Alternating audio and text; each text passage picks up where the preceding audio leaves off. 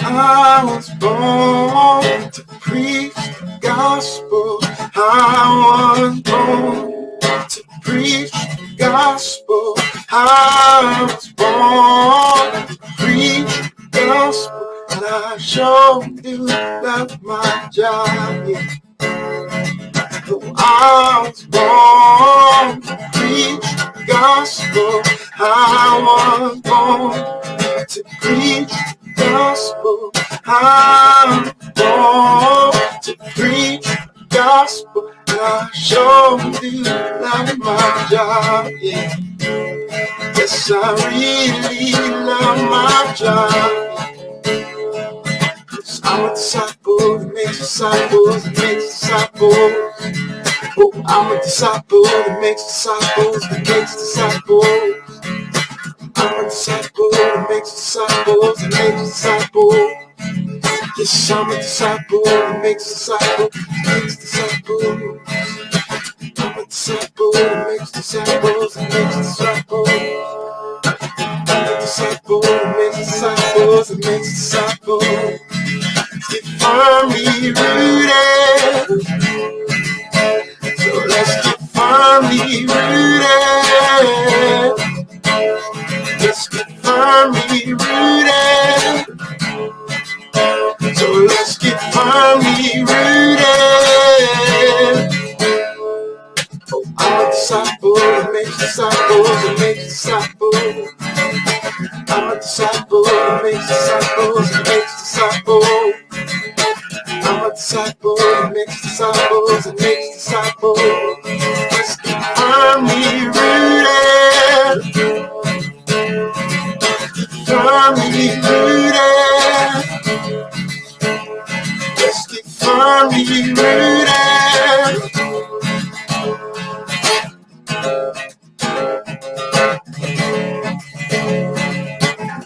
Yeshua, Yeshua, Yeshua, Yeshua, Yeshua, Yeshua. I'm a disciple that makes disciples that makes disciples.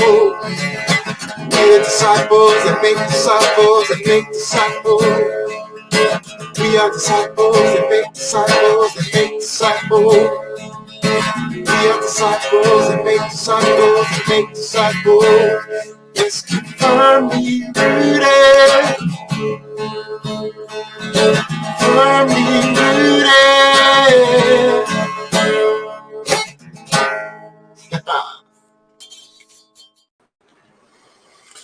Good morning, Rooted Men. I hope everyone had a fantastic Christmas.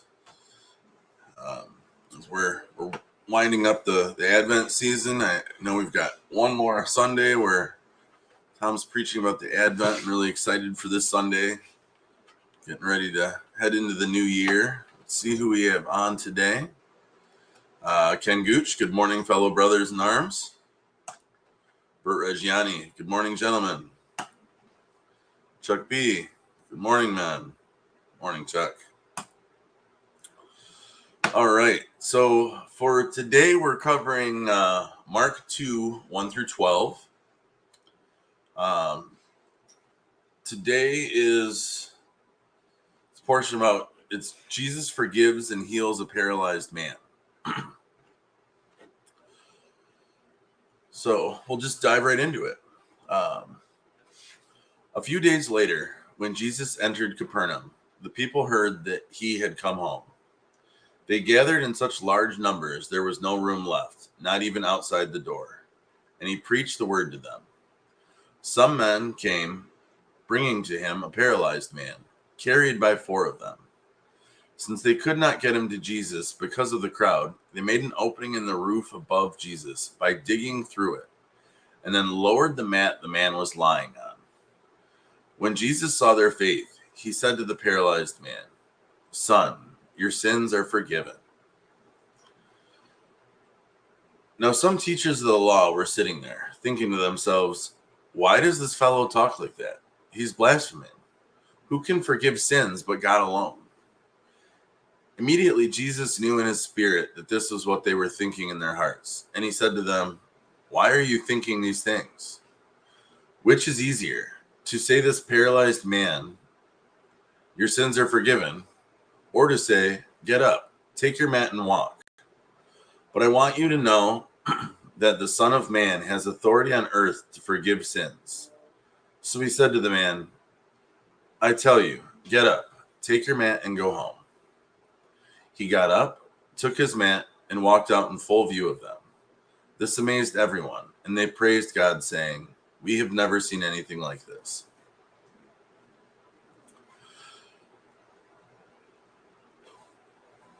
So, reading this, a couple major things happened. One, Jesus was gathering around, preaching the word. He was teaching. He was doing exactly what Jesus did. He was walking around. He was with people. He was trying to lead them to God. Gathered around him, teachers of law, not people led by faith, not people led by the right kingdom, but people led by this kingdom that we're in today. Supposed to be there to observe, supposed to be there to learn. And then you have these five men come, one paralyzed and four others. Their faith was so strong that all they wanted to do was bring that man. Their faith was so strong that they knew, hey, even though we can't get in, we'll find a way. Because they knew the way. They knew the way was through Jesus. So they're carrying this paralyzed person through crowded streets, climbing up on a building, cutting a hole in a roof, lowering a whole person in this mat down through the ceiling.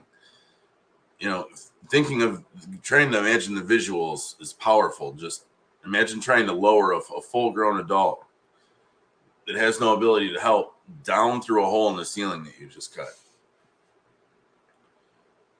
And I believe they got exactly what they wanted. Jesus saw their faith. When he saw their faith, he said to the paralyzed man, "Son, your sins are forgiven." Those five people were led there because of their faith. They believed. So now Jesus is sitting there with a room full of lawmakers, teachers of the law. And what did they ask? They just doubt. Why does he talk like this? He's blaspheming. Who can forgive sins but God? They're doubting. Those five people that showed up were brought there by their faith. Jesus already knows. He knew in his heart. He knew what they were going to ask. He could hear them say it in their heads, in their hearts. So he said, what's easier? Your sins are forgiven. That was what they wanted. But the teachers of law, that's not what they wanted. They didn't believe. So Jesus performed two miracles. One, he washed away the sin. Anyone else in that room, that would have been the best result. That's what they should have been asking for. We want our sin removed. But instead, they chose to doubt. And so what did they get? They got to see a different miracle. They got to see a paralyzed man healed. Perfect healing. Stood up, walked out of that room, carried the mat that he was carried in on. And that's what they got. So, that leads me to ask, what direction are we walking in this kingdom? Are we here? Are we in these devotionals? Are we walking through life? Are we showing up to learn from Tom because we don't believe and we want to see a miracle? Or are we brought here by our faith?